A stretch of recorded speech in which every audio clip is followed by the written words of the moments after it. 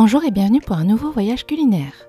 Aujourd'hui nous restons en France avec les champignons farcis au fromage ail et fines herbes. Pour ce plat vous aurez besoin d'une casserole, d'une spatule, une écumoire, un faitout, une planche, un couteau, un moule et une cuillère.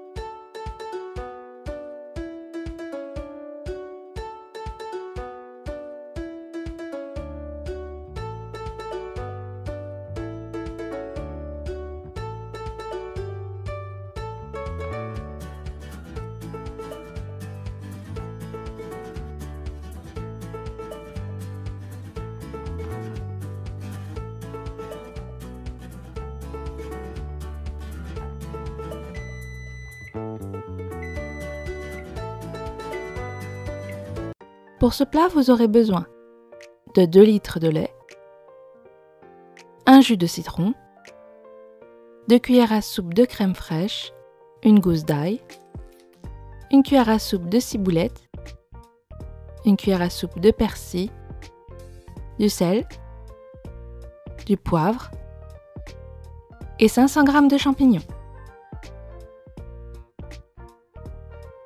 On va commencer par récupérer le jus de notre citron.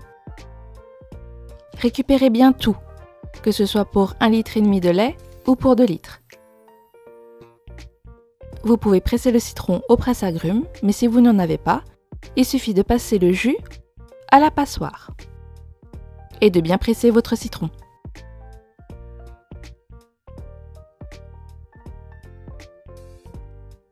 On va ensuite faire chauffer notre lait. Il ne faut pas le faire bouillir, juste le faire chauffer.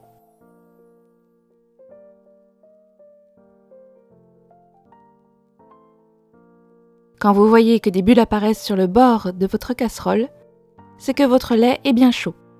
On y ajoute alors notre jus de citron. À cette étape, vous pouvez couper le feu.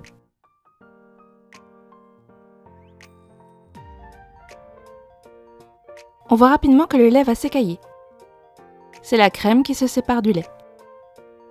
Si vous voyez que la crème ne se sépare pas assez du lait, cela veut dire que votre lait n'est pas encore assez chaud. N'hésitez pas à le faire chauffer de nouveau. Surtout, ne le faites pas bouillir, juste le faire chauffer. Et on va laisser agir le citron durant 10 minutes.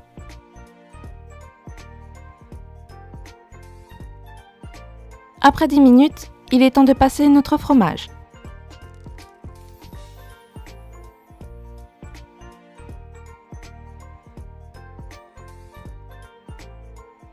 Surtout ne jetez pas le petit lait, vous pouvez en faire des gâteaux ou bien vous faire des chocolats chauds encore le matin.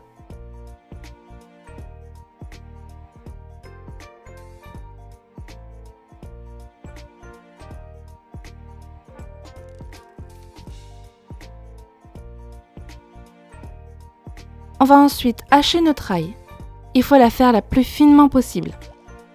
Pour cela, je coupe d'abord dans la longueur, puis dans la largeur.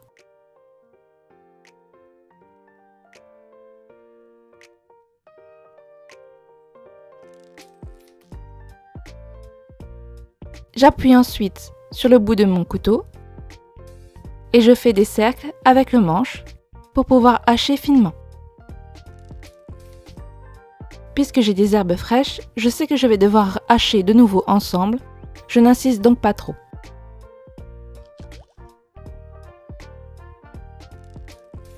On va ensuite hacher notre ciboulette. Préférez la ciboulette fraîche.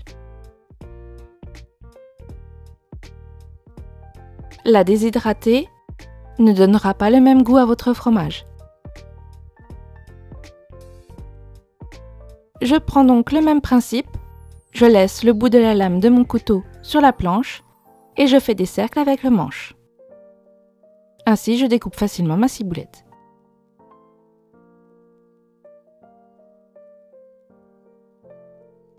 De la même façon, je n'insiste pas de trop.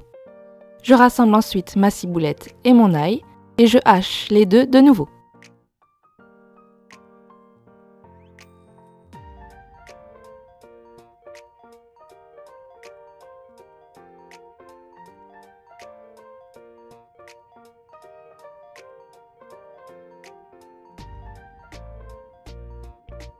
Et on fait encore une fois la même chose avec le persil.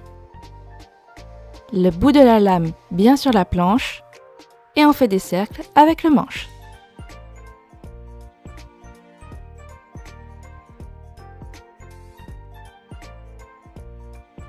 Hachez grossièrement.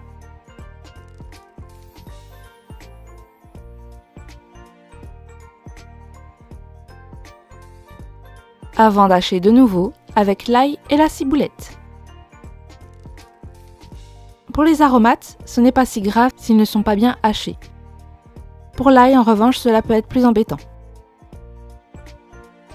Il faut éviter d'avoir des gros morceaux qui risquent de mal se répartir dans votre fromage et de prendre le dessus sur le fromage et les aromates.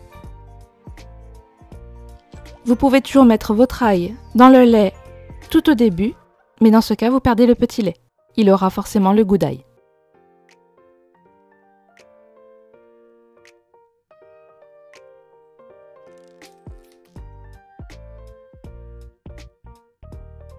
Après avoir laissé poser mon fromage 20 minutes, j'y ajoute ma crème fraîche.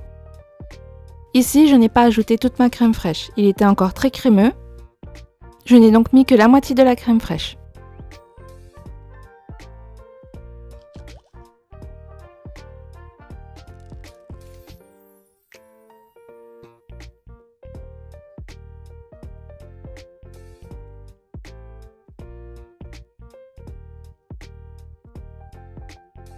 On va ensuite saler et poivrer notre fromage et on mélange bien. Vérifiez que la consistance est celle que vous désirez. Sinon, n'hésitez pas à rajouter encore de la crème. Et on ajoute nos aromates avec l'ail.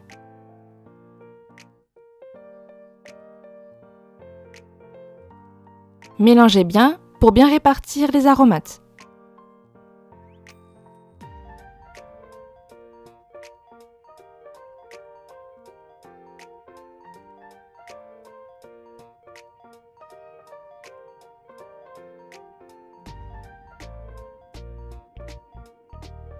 On va ensuite mettre notre fromage dans un moule. Si vous désirez faire plus de fromage, cela permettra juste de le rendre plus présentable. Et on le met au réfrigérateur pendant 3 heures. Pendant ce temps-là, on peut préparer nos champignons. Les champignons ne seront pas cuits, ce seront des bouchées. Prenez donc les champignons les plus petits possibles. Ne les lavez pas. Enlevez simplement la queue en tirant d'un côté puis de l'autre. La queue va venir facilement. Puis, à l'aide d'un couteau, vous épluchez la peau. Prenez l'intérieur du champignon et tirez simplement. La peau va venir d'elle-même.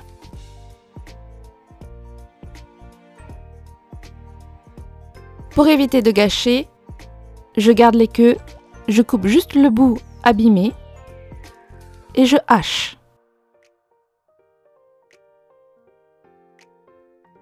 Cette chair de champignon va me servir à commencer à farcir les champignons. Cette étape n'est pas obligatoire, vous pouvez utiliser les queues pour faire un autre plat.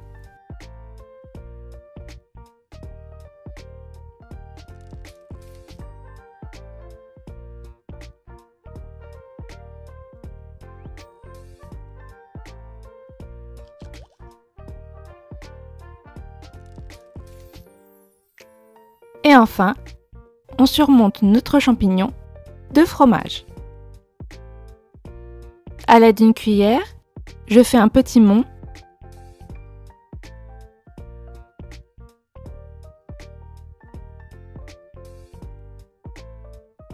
Et si vous désirez décorer votre fromage, utilisez simplement une fourchette.